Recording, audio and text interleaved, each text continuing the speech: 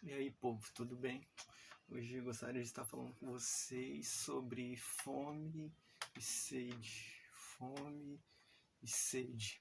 Eu gostaria de começar lendo com vocês aqui no livro de Amós, no capítulo 8 e no verso 11 até o 13. Amós 8, do versículo 11 até o 13, que diz assim, ó: Eis que vem dias, diz o Senhor Jeová, em que enviarei fome sobre a terra, não fome de pão, nem sede de água, mas de ouvir as palavras do Senhor. Irão vagabundos de um mar até outro mar, e do norte até o oriente, correrão por toda a parte, buscando a palavra do Senhor, e não a acharão. Aquele dia as virgens formosas e os mancebos desmaiarão de sede. Ou seja, aqui no livro de Amós já começa com uma palavra tremenda, onde Deus diz que chegará dias em que muitos correrão de um lado para o outro buscando, mas eles não encontrarão. E é justamente com essa mensagem aqui já impactante que eu convido a gente a adentrar nesse assunto da fome e da sede por Cristo, porque indiferente daqui do que está descrito aqui no livro de Amós, e que acontecerá, porque a palavra de Deus é fiel e verdadeira, e nenhuma vírgula dela será tirada. As palavras do Senhor permanecerão. Então, que enquanto a gente tem acesso a isso que nos falta, que é a palavra de Deus, que a gente busque, e assim a gente busque incessantemente, que haja um ardor no nosso coração para buscar com fome e com sede. Vou ler com vocês aqui no livro de Mateus 4:4. Diz assim, ó, livro de Mateus 4:4 diz assim, ó: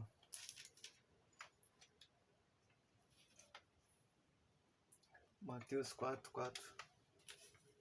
Ó, ele, porém, respondendo, disse: Está escrito, nem só de pão viverá o homem, mas de toda a palavra que sai da boca de Deus. Ou seja, aqui foi justamente na tentação, e Jesus estava justamente citando o que? A palavra, quando Satanás veio tentar ele, pedindo que ele transformasse as pedras em pão.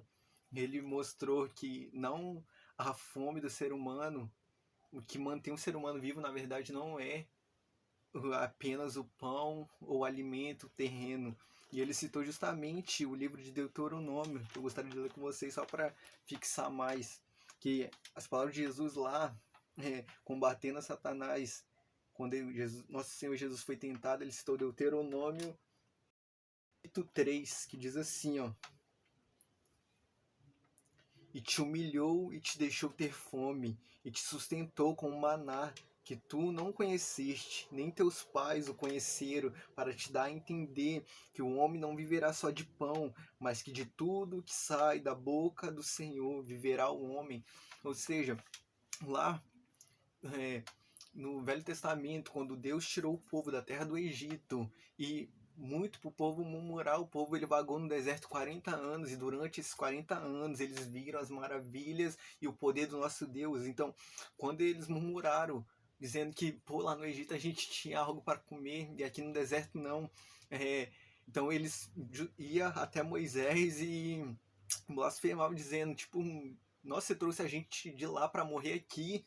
E Moisés, ele ia justamente o coração, sabe, triste pelo povo, dizendo: Deus, ó, o povo aqui, ó, eles estão pedindo, sabe, eles vêm a mim, tipo, e Deus falou: eu vou mandar maná do céu, mas eu vou mandar o maná não para que vocês apenas tenham pão, mas para que vocês saibam que o pão apenas para saciar a fome de vocês, mas para que vocês saibam e conheçam o meu poder. Então, quando vocês lembrar do maná, Jesus já citando a palavra lá no livro de Mateus, já no Novo Testamento, ele traz justamente a menção da palavra do que aconteceu lá no Velho Testamento. Então ele está dizendo, tipo, vocês vão lembrar do maná, mas, porém, quando vocês lembrar do maná, vocês não vão lembrar apenas do pão.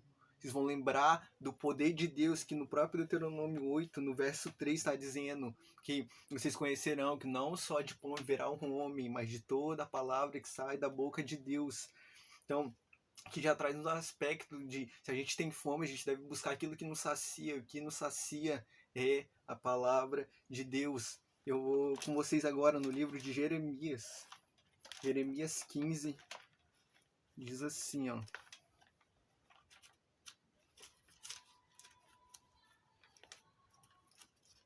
Jeremias capítulo 15, no verso 16, justamente assim, ó, já tendo conhecimento de que a palavra é o alimento, ó.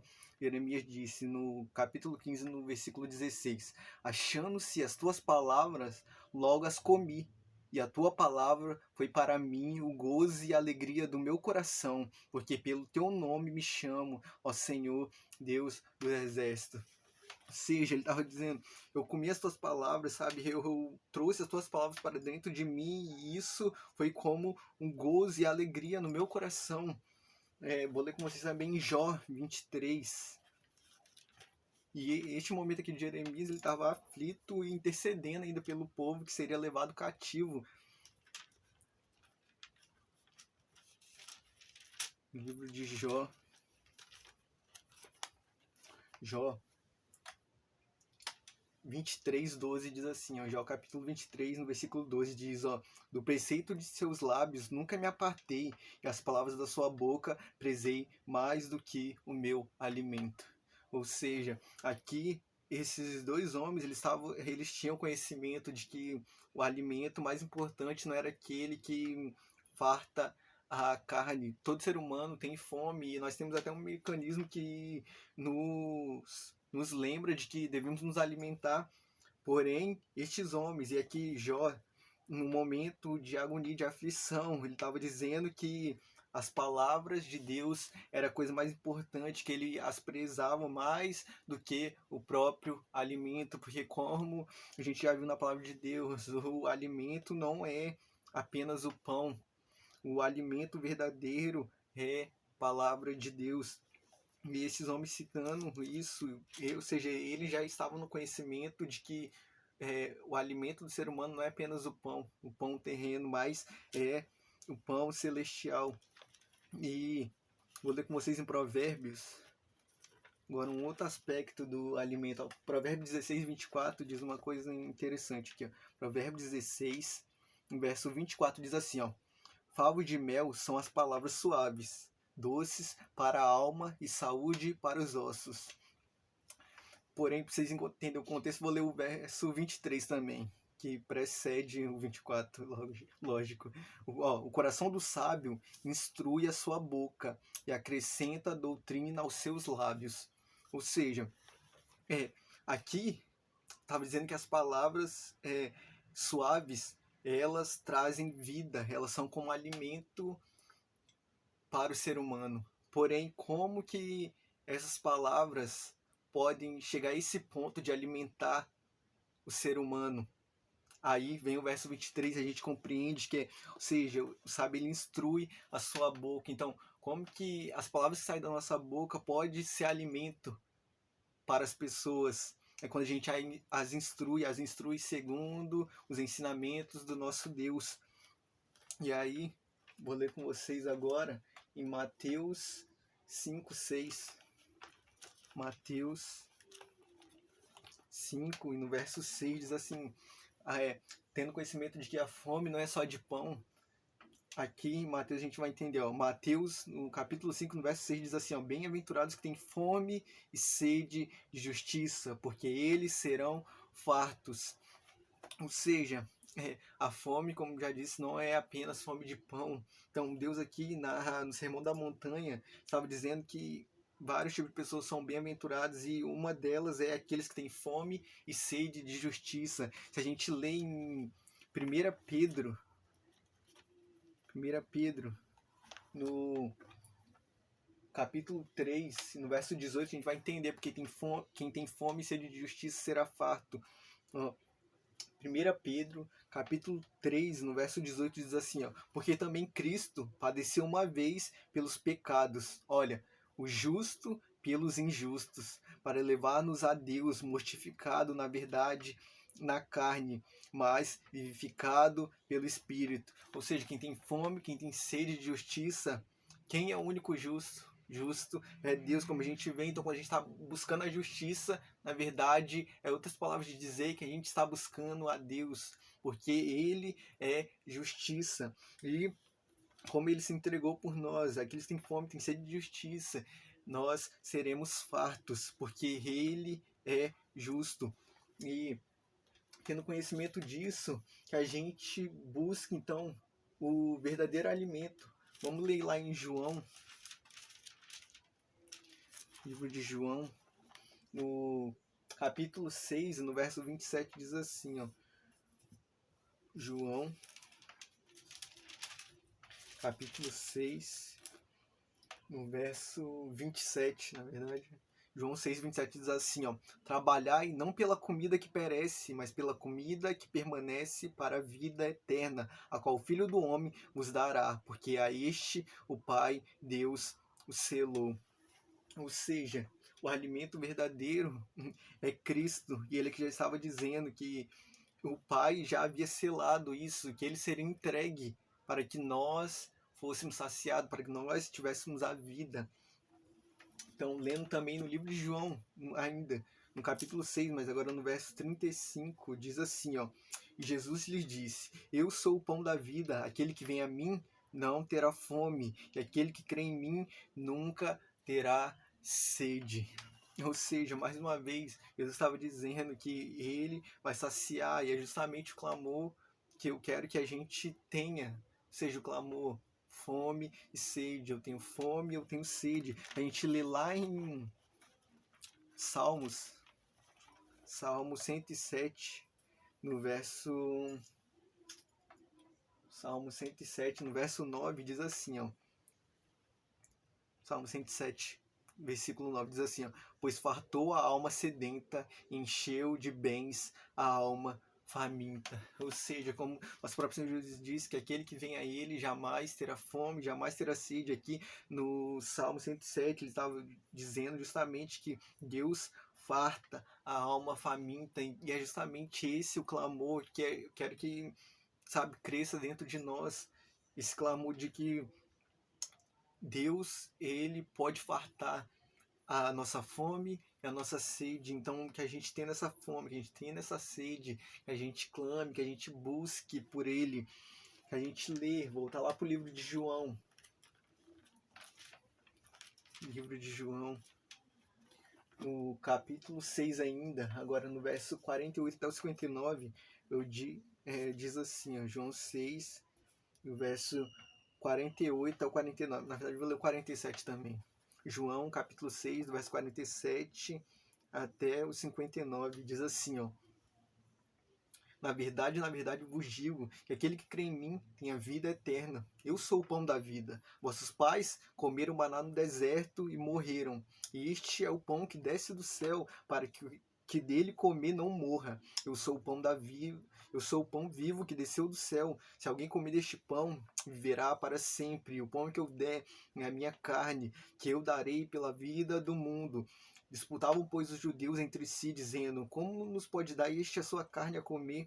Jesus, pois, lhes disse, na verdade vos digo, que se não comerdes a carne do Filho do Homem, não beberes o seu sangue, não tereis vida em vós mesmos. Quem come a minha carne e bebe o meu sangue tem a vida eterna, e eu o ressuscitarei no último dia.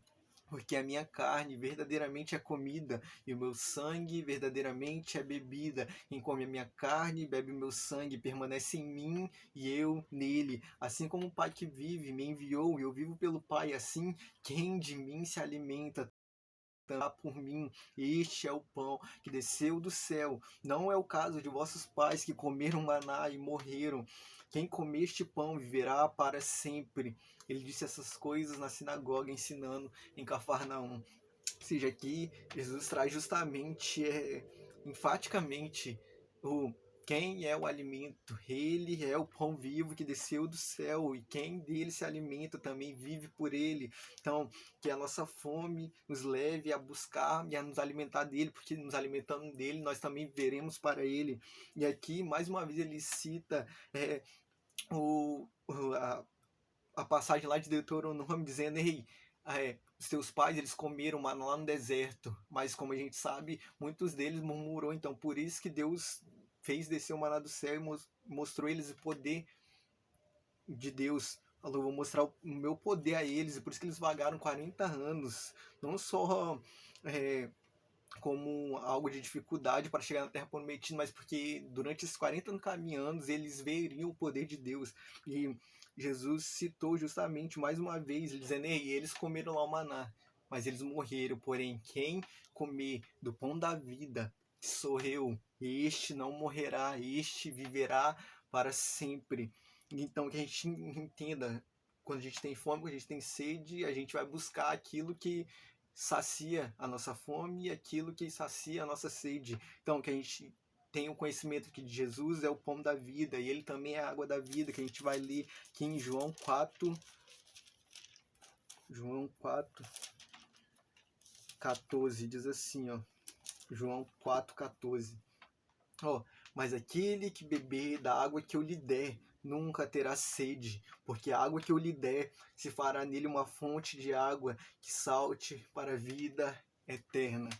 Ou seja, a gente tem fome, a gente tem sede, a gente fala que tem fome, a gente fala que tem sede, então a gente busca o alimento. Quem é o alimento? Jesus, ele pode dar água que jorrará em nós para a vida eterna, que ensinando a mulher lá no poço de Samaria, ela buscando aquela água, como todas as vezes ela fazia, Jesus ofereceu uma água melhor, e ela achava que era algo tipo assim, que estava se tratando meio natural, sabe? Ela falou, me dá dessa água aí, porque, tipo assim, eu não vou precisar mais vir aqui nesse poço.